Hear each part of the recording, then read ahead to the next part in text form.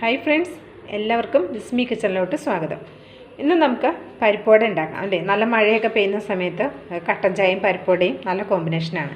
അപ്പോൾ നമുക്കത് പരിപ്പുവട ഉണ്ടാക്കാനായിട്ട് ഞാൻ 2 കപ്പ് പരിപ്പ് കുറച്ച് 4 മണിക്കൂറോളം വെള്ളത്തിലിട്ടിട്ട് പുതിർത്തിട്ട് കഴുകിയിട്ട് ഇത് വെള്ളം ഊറ്റി വെച്ചതാണിത്. ഇത് കടലപ്പരിപ്പല്ല കേട്ടോ, സാധാരണ നമ്മൾ സാമ്പാറിലൊക്കെ ഇടാൻ വാങ്ങുന്ന പരിപ്പില്ലേ, കുറച്ച് കട്ടിയുള്ള വണ്ണമുള്ളൊരു പരിപ്പ്, ആ പരിപ്പാണിത്.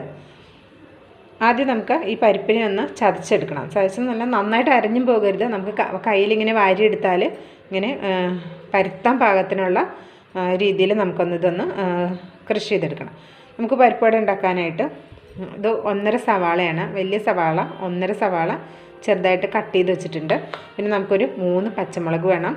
അതുപോലെ തന്നെ 5-6 വെളുത്തുള്ളി ഉണ്ട്, തോല് കളഞ്ഞ് വെച്ച വെളുത്തുള്ളിയാണ്. അതുപോലെ തന്നെ ഒരു 4 വറ്റൽമുളകും കുറച്ച് കരിവേപ്പിൻ്റെ ഇല ഈ എരിവും നിങ്ങളുടെ ടേസ്റ്റിനനുസരിച്ച് കൂട്ടിയും കുറച്ചൊക്കെ എടുക്കാം.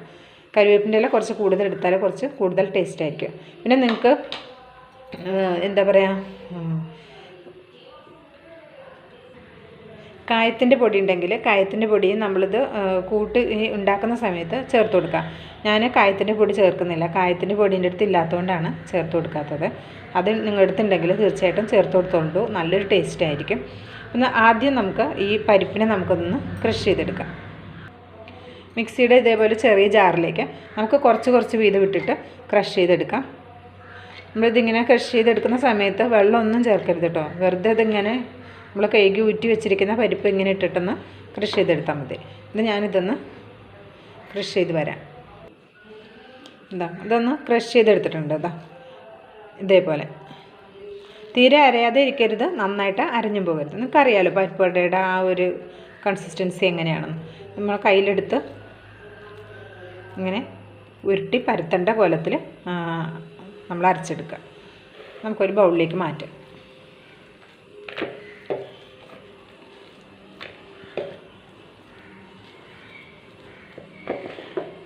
ബാക്കി അതേപോലെ തന്നെ നമുക്ക് അരച്ചെടുക്കാം. നമ്മളിത് പരിപ്പ് മൊത്തം നമ്മൾ ഇതേപോലെ അരച്ചെടുത്തിട്ടുണ്ട്. ഇനി നമുക്കിതിലേക്ക് സവാള ചേർത്ത് ഇതേ ജാറിലേക്ക് തന്നെ നമുക്ക് നമ്മൾ എടുത്തു വച്ചിരിക്കുന്ന സവാള ചേർത്ത് കൊടുക്കാം.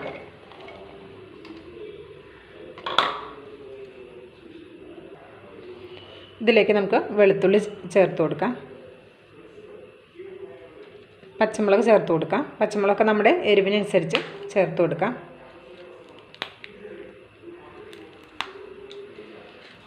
വറ്റൽമുളക് ഒന്ന് കൈ കൊണ്ടൊന്ന് ചെറുതാക്കിയിട്ട് ചേർത്ത് കൊടുക്കാം.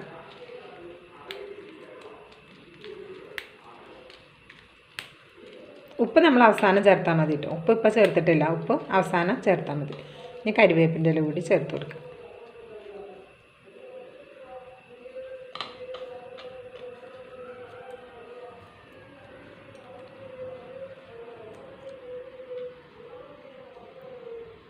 ഇനി ഇതുകൂടെ ഒന്ന് നന്നായിട്ടൊന്ന് ക്രഷ് ചെയ്ത്, അരിഞ്ഞു പോകണ്ട കേട്ടോ, ഒന്ന് ചെറുതായിട്ടൊന്ന് ഇങ്ങനെ ക്രഷ് ചെയ്തെടുത്താൽ മതി.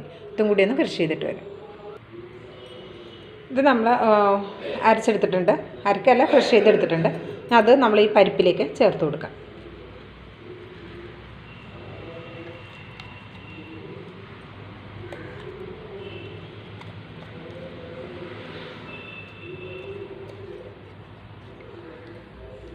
ഇനി ഇതിലേക്ക് നമുക്ക് ഉപ്പ് ചേർത്ത് കൊടുക്കാം.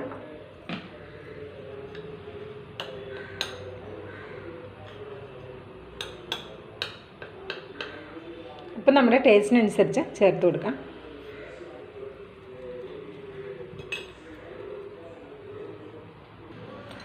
ഇത് നന്നായിട്ടൊന്ന് കുഴച്ചെടുക്കാം. ഞാൻ നേരത്തെ പറഞ്ഞ പോലെ നിങ്ങളുടെ അടുത്ത് കായത്തിൻ്റെ പൊടി ഉണ്ടെങ്കിൽ ചേർത്ത് കൊടുത്തോണ്ടോ, അത് നല്ലൊരു ടേസ്റ്റ് തരും. എൻ്റെ അടുത്തില്ല, അതുകൊണ്ട് ഞാൻ ചേർക്കുന്നില്ല. നന്നായിട്ട് മിക്സ് ചെയ്തെടുക്കാം. അപ്പം നമ്മൾ നന്നായിട്ട് മിക്സ് ചെയ്തെടുത്തിട്ടുണ്ട്. ഈ മിക്സ് ചെയ്തതിന് ശേഷം നിങ്ങൾ ഉപ്പ് നോക്കിക്കൊണ്ട് കേട്ടോ. ഉപ്പ് കുറവാണെങ്കിൽ ചേർത്ത് കൊടുത്തോളൂ. എനിക്ക് ഇത്ര ഉപ്പ് മതി, ആദ്യം ചേർത്ത് കൊടുത്താൽ അത്രയും ഉപ്പ് മതി. ഇവിടെ ഉപ്പ് കുറച്ച് കമ്മിയായിട്ടാണ് ഉപയോഗിക്കുക. അപ്പോൾ ഇവിടുത്തെ ഉപ്പ് ഇത് പാകമാണ്. നമുക്ക് ഉപ്പ് നിങ്ങളുടെ ടേസ്റ്റിനനുസരിച്ച് ചേർത്ത് കൊടുത്തോണ്ട്. നമുക്കൊരു ചട്ടി അടുപ്പത്ത് വെച്ചിട്ട് ഓയിൽ ഒഴിച്ച് കൊടുക്കാം. പരിപ്പുവട ഉണ്ടാക്കാനായിട്ട് ഞാൻ ചീനച്ചട്ടിയാണ് ഉപയോഗിക്കുന്നത്. അതിലേക്ക് നമുക്ക് സൺഫ്ലവർ ഓയിൽ ഒഴിച്ചു കൊടുക്കാം. ഗോൾഡ് വിന്നറിൻ്റെ സൺഫ്ലവർ ഓയിലാണ് ഉപയോഗിക്കുന്നത്. അത് ഒഴിച്ചു കൊടുക്കാം. എണ്ണ നന്നായിട്ടൊന്ന് ചൂടായി വരട്ടെ.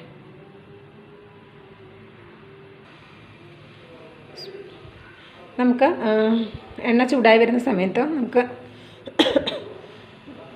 ഓരോന്നെടുത്തിട്ട് കയ്യിൽ വെച്ച് നന്നായിട്ടൊന്ന് ഉരുട്ടി കൊടുക്കും. നമുക്ക് എത്ര വലിപ്പം വേണം അതിനനുസരിച്ച് എടുക്കാം കേട്ടോ.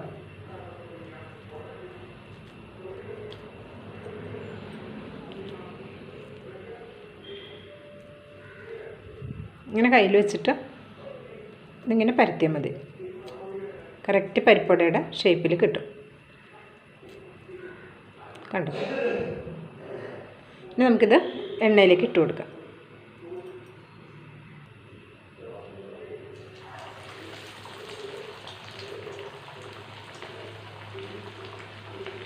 നമ്മളിത് ഹൈ ഫ്ലെയിമിൽ വെക്കരുത്, മീഡിയം ഫ്ലെയിമിൽ വെച്ചിട്ട് വേണം. മീഡിയം ടു ലോ ഫ്ലെയിമിൽ നമ്മൾ എണ്ണയുടെ ചൂടിന് നോക്കിയിട്ട് അതനുസരിച്ച് വേണം നമ്മൾ ഇത് ഫ്രൈ ചെയ്തെടുക്കാൻ. അല്ലെങ്കിൽ ഉള്ളു ഭാഗം വേകൂല, പുറം നന്നായിട്ട് ചോന്ന് ഇതായി. അപ്പോൾ നമ്മൾ വെന്തുന്ന് എഴുതി എടുക്കുമ്പോൾ ഉള്ളു വെന്തിട്ടുണ്ടാവില്ല. ഇനി നമുക്കിതിട്ട് കൊടുക്കാം.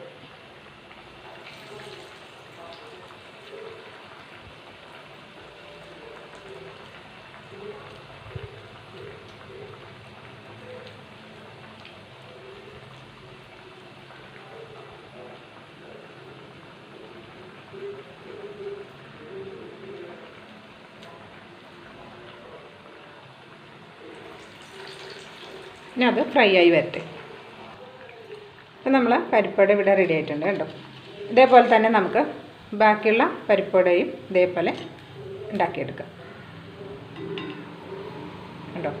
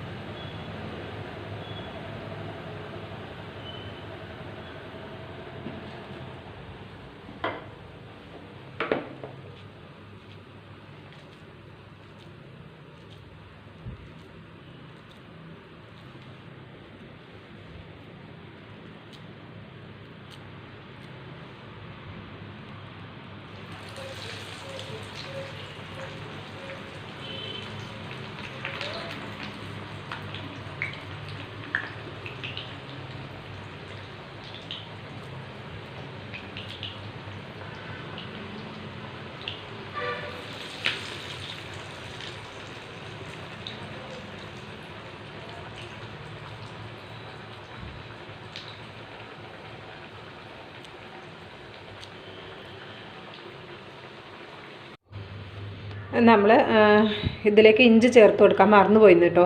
ഞാനൊരു 4 എണ്ണം ഉണ്ടാക്കിയതിന് ശേഷം പിന്നെ അതിലൊന്ന് കഴിച്ച് നോക്കുമ്പോഴാണ് ഇഞ്ചിയുടെ ടേസ്റ്റ് ഉണ്ടായിരുന്നില്ല. അപ്പം ഞാൻ അതിലേക്ക് ഒരു ചെറിയ പീസ് ഇഞ്ചി, അതായത് 1.5 ടീസ്പൂണോളം ഇഞ്ചി ഇത് ചതച്ചെടുത്തതാണ് ഇത് കേട്ടോ. നന്നായിട്ടൊന്ന് ചതച്ചെടുത്തത് അതുകൂടി നമുക്ക് ഇതിലേക്കൊന്ന് ചേർത്തിട്ട് മിക്സ് ചെയ്തെടുക്കാം. ഞാൻ ഇത് ആദ്യമേ ഈ ഉള്ളിയും പച്ചമുളകും ഒക്കെ നമ്മൾ ക്രഷ് ചെയ്തെടുത്ത സമയത്ത്, സവാളയും പച്ചമുളകും ക്രഷ് ചെയ്ത് എടുത്ത സമയത്ത് അത് ചേർക്കാൻ മറന്നുപോയി. ഇവിടെ നന്നാക്കി വെച്ചിരുന്നു, പക്ഷെ അത് ഇതിലേക്ക് അടിച്ച് എടുക്കാൻ, ക്രഷ് ചെയ്തെടുക്കാൻ മറന്നുപോയതാണ് കേട്ടോ. നിങ്ങൾ പരിപ്പുവട ഉണ്ടാക്കുമ്പോൾ ഇഞ്ചിയും കൂടി ചേർത്ത് കൊടുത്തോളൂ, മറക്കാതെ ചേർത്ത് കൊടുത്തോളൂ. ഞാനത് ശരിക്കും മറന്നുപോയി. നമുക്ക് ഉണ്ടാക്കിയെടുക്കാം.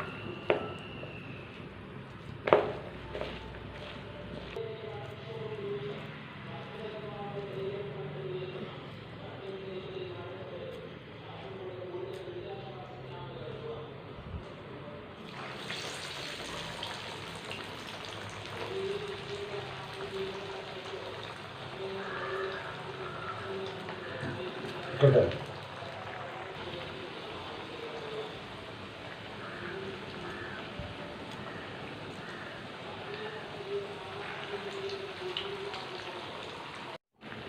അപ്പം നമ്മുടെ പരിപ്പുവടയൊക്കെ ഇവിടെ റെഡി ആയിട്ടുണ്ട്.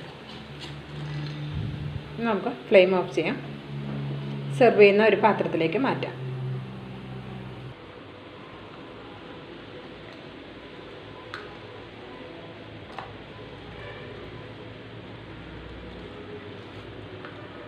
നിങ്ങൾക്ക് ഈ പരിപ്പുവടയുടെ റെസിപ്പി നിങ്ങൾക്ക് ഇഷ്ടമായിട്ടുണ്ടെങ്കിൽ തീർച്ചയായും ഇതേപോലെ ഒന്ന് ട്രൈ ചെയ്ത് നോക്കുക. എന്നിട്ട് നിങ്ങളുടെ ഫീഡ്ബാക്ക് അറിയിക്കാൻ മറക്കരുത്. അത് ഇഷ്ടമായാലും ഇഷ്ടമായില്ലെങ്കിലും നിങ്ങളുടെ അഭിപ്രായം എന്താണെന്ന് അറിയിക്കണം കേട്ടോ. നിങ്ങൾക്ക് ലൈക്ക് ചെയ്യാനും ഷെയർ ചെയ്യാനും മറക്കരുത്. പിന്നെ ബിസ്മി കിച്ചൺ എന്ന യൂട്യൂബ് ചാനൽ ഇതുവരെ സബ്സ്ക്രൈബ് ചെയ്തിട്ടില്ലെങ്കിൽ സബ്സ്ക്രൈബ് ചെയ്തോളൂ. അപ്പോൾ കുഞ്ഞ് ബെല്ലൈക്കൺ കൂടി പ്രസ് ചെയ്ത് കൊടുക്കാനും മറക്കരുത്. അപ്പോൾ എല്ലാവർക്കും നന്ദി, നമസ്കാരം.